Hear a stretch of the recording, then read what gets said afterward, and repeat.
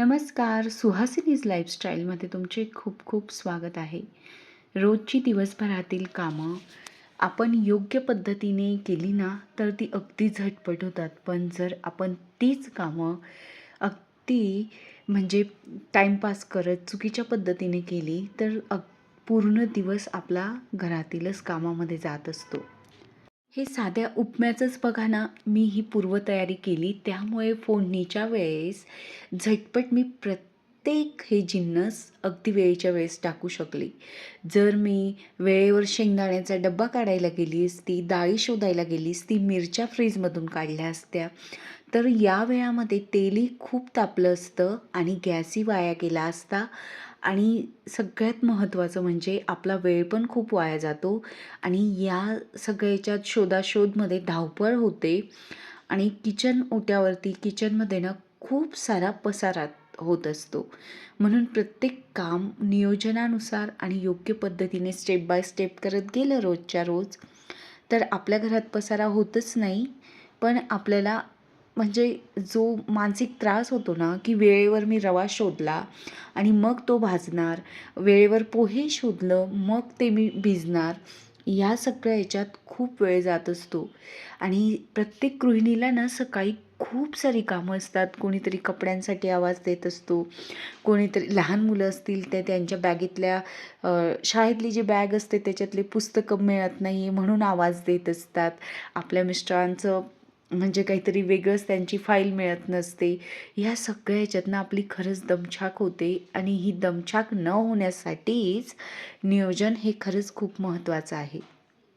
उपमा मला फारसा आवडत नाही, पण मिस्टरांना आवडतो म्हणून मग ना हे मला आवडावा म्हणून मग मी इतके पदार्थ त्यामध्ये म्हणजे बटाटा, वाटाणे, नंतर मुलींनाही आवडावा म्हणून मग हे सगळं टाकत असते, की जेणेकरून त्याची चव अधिकच छान होते. आणि फोडणीमध्ये ना उपम्यात मी ओवा, बडीशोप आणि जिरं असं टाकत असते. त्यामुळे अधिकच छान चव येते.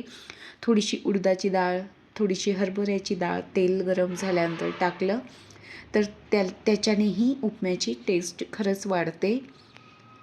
मागच्या व्हिडिओमध्ये ना मला म्हणजे बरेच दिवस झाले तेव्हा उपम्यामध्येच ना एका ताईंनी कमेंट केली होती की दही टाका, त्याच्यानेही छान टेस्ट येते. हो, दह्याने खरंच खूप छान टेस्ट येते उपम्याला. तर मी टाकते म्हणजे त्यांनी सांगितली ना त्यानंतर बऱ्याचदा मी टाकलं आणि माझ्या सासूबाई दही टाकत होत्या. तर ना उपमा खरंच मस्तच लागतो.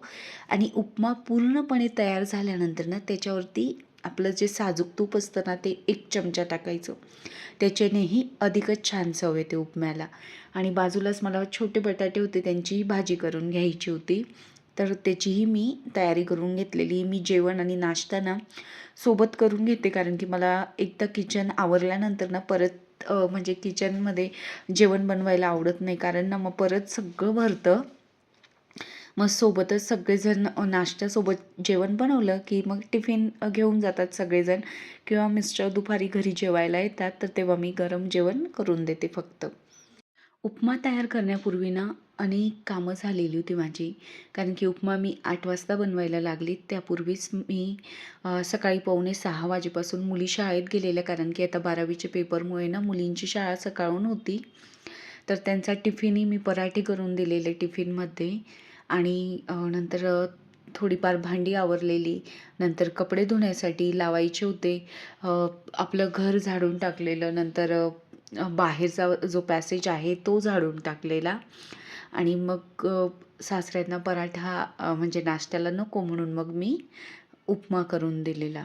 तुम्हाला उपमा आवडत असेल किंवा नसेल पण त्याच्यात ना डाळिंब टाकून बघा, अगदी छान लागतो उपमा. त्याची टेस्ट अधिक वाढते डाळिंबच्या दाण्यांमुळे. नक्की एकदा तरी ट्राय करा.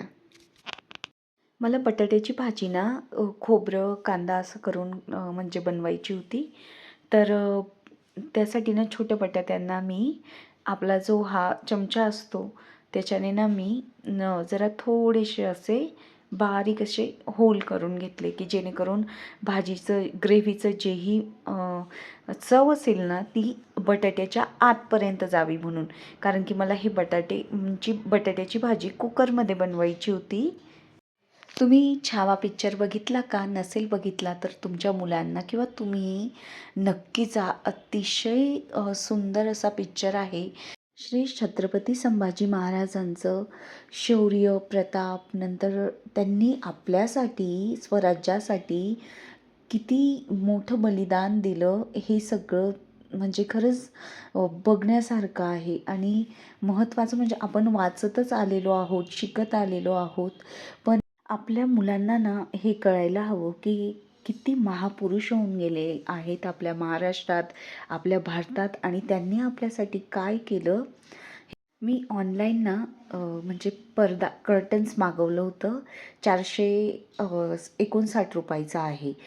छान आहे, ट्रान्सपरंट हवं होतं मला. जी सोफा साईड विंडो आहे ना, त्याचा जो रॉड आहे तो, जो मी आधीचा कर्टन जे मागवलं होतं ना, त्याचं वजन तो पेलू शकत नव्हता, तर ते सारखं पडून यायचं. मग मी कर्टन्स काढून घेतलेलं तिथून. हा लाईट वेट मागवलेला मी, अगदी लावून बघितला, छान आहे खूप. म्हणजे अगदी फक्त हवा येईल असा ट्रान्सपरंट आहे हा. त्यासाठी ना मग मी ट्राय करायला पण घेतलं. सगळी जे मी इंडोअर प्लांट्स ठेवले होते ना तिथे, ते विंडोमधले उचलून घेतले आणि हा कर्टन्स मी तिथे लावून बघितलेला. पण एवढा लाईट वेट असून पण तो रॉड परत पडून आला खाली. मग मी हे कर्टन्स पण काढून घेतले आणि हे कर्टन्स आता माझे मिस्टर त्यांच्या ऑफिसच्या विंडोसाठी घेऊन जाणार आहेत. यात तुम्हाला अट्रॅक्टिव्ह वाटत नसतील, पण रिअलमध्ये अट्रॅक्टिव्ह आहेत. फक्त उजेडासाठी ज्यांना हवं असेल ना, ते या प्रकारचे कर्टन्स घेऊ शकतात. कपड्यांच्या ना घड्या करायच्या राहिलेल्या होत्या आदल्या दिवसाच्या, तर त्याच्याही मी घड्या करून घेतल्या. कारण की रात्री ना मी मुलींचा आता कंपल्सरी अभ्यास घेते, त्यामुळे ना त्यावेळेस मी जास्तीची कामं करत नाही. जी कामं शिल्लक राहिली ती बाजूला ठेवते आणि आधी मी अभ्यास घेऊन घेत असते. त्यानंतर आता कपडे धुवायला लावायचे होते. तर आपलं सगळ्यांचं ना सेमच सगळी कामं असतात, फक्त फरक असतो वेगवेगळ्या पद्धतीने करायचा. कोणी आधी सकाळी वेगळ्या पद्धतीने करतं, कोणी लवकर उठतं, कोणी उशिरा उठतं. या दोघं पद्धतींमध्ये फरक आहे. लवकर उठलं तर खूप सारी कामं होतात आणि आपल्याला स्वतःसाठीही वेळ काढता येतो, हा एक फायदा होतो. आणि उशिरा उठलं तर ना कामांची, लहान मुलं असतील तर खूप धावपळ होत असते आणि त्यामध्ये ना आपण सगळं मॅनेज करायला अवघड जातं. या वॉशिंग मशीनला मी रोज पुसत असते. प्रचंड धूळ जमते याच्यावरती. रोज जरी पुसलं ना आणि मी बेडशीटही झाकून ठेवते तरी एवढी धूळ कुठून येते मलाच समजत नाही. कारण की हे मी जरा ओपन स्पेसमध्ये ठेवल्यामुळे असं होत असेल. बाजारातून ना मी कांदे आणलेले. कांदे पण आता जरा महाग होत आहेत आणि लसूण तर आहेच महाग. तर तेही मला भरून घ्यायचे होते स्टँडमध्ये. कारण की जर बॅगमध्ये राहिले तर अजून एखादे 2 कांदे खराब व्हायचे म्हणून जवळपास 50 रुपये किलो म्हणत होते, पण मी 40 रुपये आणलेले. तुमच्या इथे पण हाच भाव आहे का? लसूण तर गावरानी हा मोठा जरा ओलसरच आहे, पण 80 रुपये पाव म्हणतात इथे. सकाळी ना कामं करताना असं वाटतं की पटकन आता तरी संपतील कामं, पण असं होतच नाही. एका पाठोपाठ बरीचशी कामं आपल्याला असतात आणि थोडं जरी म्हणजे मोबाईलमध्ये वेळ घालवला, रील्स बघण्यामध्ये, नंतर फोनवर बोलण्यामध्ये, तर ना खरंच कामांची लिंक तुटते आणि बरीचशी कामं ना बाजूलाच राहून जातात. म्हणून ना मग मी आधी ना कामं पटपट करत असते. फोन जरी आला ना तरी मी घर झाडून काढते त्या वेळात बोलता बोलता. काही वेळेस गॅस ओट्यावरची जी एक्स्ट्राची भांडी पडलेली असतात ना ती आवरून घेत असते. नंतर सोफा झटकून घेत असते, स्पीकरवर फोन ठेवते, कपड्यांच्या घड्या करून घेत असते. मी फोनवर बोलतानाही कधीही ना म्हणजे असंच बसून बोलत नाही. मी कंटिन्यू माझी जी एक्स्ट्राची वरची कामं असतात ना ती करते. बोलणंही होतं आणि कामंही होऊन जातात. त्यामुळे ना आपला वेळ वाया जात नाही. ॲक्च्युली फोनवर बोलणं म्हणजे वेळ वाया घालवणं नाही. आपण आपल्या आप्तजनांशीच बोलत असतो. त्यामुळे आपल्याला एक मानसिक म्हणजे आरोग्य चांगलं राहण्यासाठी किंवा एक आधार असतो आपला, ते सगळेजण, तर फ्रेश वाटतं त्यांच्याशी बोलण्याने. पण लहान मुलं असताना किंवा मोठी फॅमिली असताना ना तर खूप वेळेस ना बसून बोलणं पण स्त्रियांना शक्य होत नाही आणि ढीगभर कामं आपल्या मागे पडलेलीच असतात. तर मग ज्यावेळेस कामं आवरून होतात ना, त्यावेळेस मी जरा खरंच निवांत बसत असते. बऱ्याचदा तर ना आपल्याला असे फोन येत असतात की नातेवाईक असू द्या, मैत्रिणी असू द्या, ह्याच्या त्याच्याबद्दल बोलण्याबद्दल. अशा फोनपासून पण ना मी खरंच खूप लांब राहत असते. कारण की हळूहळू वयानुसार ना आपण अनुभव घेत जात असतो. आपण स्वतःला आपल्या कामात बिझी ठेवलं ना, खरंच ह्या गोष्टींची आपल्याला गरज पडत नाही आणि आपण ना खरंच नेहमीच सकारात्मकतेने विचार करायला शिकतो. नाहीतर ना आपण दुसऱ्यांकडून जेवढं निगेटिव्ह ऐकतो ना फोनवरती म्हणा किंवा निगेटिव्ह लोकांसोबत राहतो, तर त्यावेळेस ना आपण पण बनत जातो. म्हणून ना जितकं शक्य होईल तितकं मी या सगळ्या गोष्टी टाळत असते आणि अनावधानाने का असेना, आपण नातेवाईकांमध्ये जर अशा फोनवरती गप्पा मारत बसलो ना, आपल्याकडून चुकून एखादाही शब्द निघाला, तर त्याचं काय होऊ शकतं याचा आपण चांगलाच विचार करतो. म्हणून मग ना मी स्वतःला एवढं बिझी करून घेतलेलं आहे, की मला म्हणजे अजिबात ह्या गोष्टींसाठी ना विचार करायला आता वेळच राहिलेला नाही. आणि हे सगळं तुमच्यामुळे मैत्रिणींना शक्य झालेलं आहे. आणि कोणी आपल्याला दुखवलं, काही झालं ना तरी मी खूप इग्नोर करते. म्हणजे मला आता ते मी माझ्या म्हणजे मेंदूपर्यंत ते लागूच देत नाही. आणि त्यामुळे ना मी माझ्या मायग्रेनच्या त्रासावरती ना 100% म्हणजे 101% विजय मिळवलेला आहे, की मला त्या पासून ना मी पूर्णपणे म्हणजे मुक्त झालेली. मला मायग्रेनचा त्रास खूप व्हायचा यापूर्वी. पण जशी मी बिझी झाली ना, तसं मला म्हणजे कधीच आता एक गोळी पण लागत नाही आणि म्हणजे मी तितकी खूप अशी छान स्वतःला पॉझिटिव्ह पर्सनॅलिटी म्हणून बनवत जात आहे. बऱ्याचदा आपण ना अगदी जरी कोणी एक्सप्रेशन बदलले किंवा कोणी बोललं ना त्याचा खूप त्रागा करून घेतो, मनाला लावून घेत असतो स्त्रिया. तर नका लावून घेऊ. खूप स्वतःला ना कणखर बनवून घ्यायचं. ज्यावेळेस म्हणजे ना आपले सगळे आरोग्याचे परिणाम, मी एक पुस्तक वाचलेलं, तर त्याच्यामध्ये दिलेलं आहे की आपल्या मनामुळेच आपल्याला वेगवेगळे आजार होत असतात.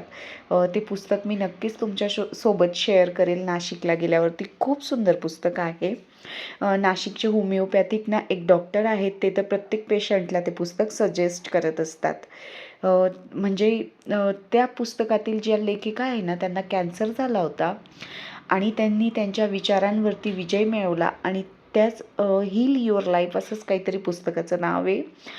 तर त्याच्यावरती कॅन्सरसारख्या आजारावरतीही त्या पूर्णपणे बऱ्या झाल्या आहेत आणि म्हणजे आपल्या विचारांचा आपल्या आरोग्यावरती किती परिणाम होतो हे त्या पुस्तकातून सांगितलेलं आहे. You can heal your life हे पुस्तकाचं नाव आहे. मला आठवलं, माझी नाशिकची सुजाता मैत्रीण आहे ना, तिने मला पहिल्यांदा वाचायला दिलं होतं. तिनेच मला या पुस्तकाबद्दल खूप माहिती सांगितलेली. डॉक्टरांचं नाव मला आता आठवत नाही आहे. ती जर व्हिडिओ बघत असेल ना, तर डॉक्टरांचं नाव नक्कीच ती कमेंट बॉक्समध्ये टाकेल, कारण की चांगले डॉक्टर आहेत नाशिकमधले. तुम्हाला कुठे हे पुस्तक जर वाचायला मिळालं ना, तर नक्की वाचा. खूप छान आहे. आरोग्यविषयी आहे, की आपण कुठला पार्ट आपला दुखत असेल, तर तो का दुखतो हे पण खरंच रिझन दिलेला आहे त्यामध्ये. कपडे धुवून वाळवण्यासाठी टाकून झालेल्या आहेत आणि तुमच्याशी बऱ्याचशा गप्पाही मारून झालेल्या आहेत. अशा पद्धतीने ना मी सकाळची रोजची कामं ना एकामागे एक करत जाते. मध्ये कधीतरी वाटलं थोडंसं रिलॅक्स बसावं 5-10 मिनटासाठी, बसते. पण जास्त मी लांबणीवर टाकत नाही, कारण की एकदा कंटाळा केला की मग खूप कंटाळा येत राहतो. ऊन तर आपल्यालाही जाणवू लागलेलं आहे आणि घरामध्ये इंडोअर प्लांट्स आहेत ना, त्यांनाही जाणवतं आहे. कारण की त्यांची पानं ना जरा वेगळ्या कलरमध्ये बदलत आहेत. म्हणून मग मी त्यांना आपल्या बिस्लरी बॉटलला जे होल केलेले आहेत त्याच्याने स्प्रे करून घेते, की अगदी छान सगळं झाडं टवटवीत परत होतात. रोज अशा पद्धतीने मी इंडोअर प्लांट्सला आणि आउटडोअर प्लांट्सला पाणी मारून घेते. याच्याने पाण्याची बचतही होते आणि दुसरी गोष्ट म्हणजे पानं ही खूप टवटवीत होतात. बऱ्यापैकी आवरून झाल्यानंतर ना गॅस होता आणि थोडीशी जेवणाची भांडी शिल्लक होती. बाजरीचं पीठ संपलं होतं, तो डब्बाही मी लगेच घासून घेतला की जेणेकरून पुढचं दळण करण्यासाठी डब्बा हा स्वच्छच राहील. पाण्याच्या बॉटल्स मुलींच्या, हे पुढचं जे टेरेस आहे ना तेही मला पुसून घ्यायचं होतं, कारण की खूप धूळ येते उन्हामुळे. म्हणजे उन्हाळा लागला की पानांची गळतीही होते आणि धुळीचंही प्रमाण खूप सारं वाढतं. इथे 2दा जरी झालं ना तरी कमी पडतं. सुरुवातीला तर मला फार भारी वाटलं होतं, वा आपल्याला पुढे टेरेस मागे टेरेस. पण आता खूप साफसफाई करावी लागते ना, तेव्हा वाटतं पुढचंही राहिलं असतं तरी भरपूर झालं असतं. माणसाला ना कसं असतं की खूप हवंही असतं आणि जेव्हा आपल्याला म्हणजे ते साफसफाई करायची वेळ येते ना, तर त्यावेळेस मग वाटतं की अरे बाबा, नको हे एवढं सगळं पुसावं लागतं. खूप सारं इथे पक्षी खूप झाडांवरती बसतात आणि घाणी करतात, त्यामुळे हे नियमित मला 2दा झाडून 1दा पुसावंच लागतं. सगळ्यात शेवटचं काम म्हणजे गॅस ओटा. आता गॅस ओटा पुसला की कामं संपली असं फिलिंग यायला लागतं. बऱ्याचदा ना मी कमेंट्स सगळ्याच कमेंट्सचं उत्तर देण्याचा प्रयत्न करते. काही कमेंट्सला उशिरा येतात त्या, मग त्यांना राहून जातात उत्तर देण्याचं. पण जसं शक्य होईल ना तसा मी प्रयत्न करतच असते. कारण काय होतं, काही कमेंट्सला ना म्हणजे प्रश्नार्थक असतात. मग त्या ना विचारपूर्वक त्यांची उत्तरं द्यावी लागतात आणि प्रश्न विचारून ना त्यावरती विचारलेला असतो, मग त्यावरती व्हिडिओही बनवायचा असतो. मग मी त्या कमेंट्स लिहून घेत असते, म्हणून मग मी त्यांना उत्तर देत नाही. प्रियंका ताईंना असंच वाटलं की मी त्यांच्या कमेंट्सला उत्तर दिलेलं नाही आहे. त्यांनी हे प्लांट मला दाखवायला लावलं होतं जवळून. हे प्लांट जवळून अशा पद्धतीने दिसतं, खूप सुंदर दिसतं.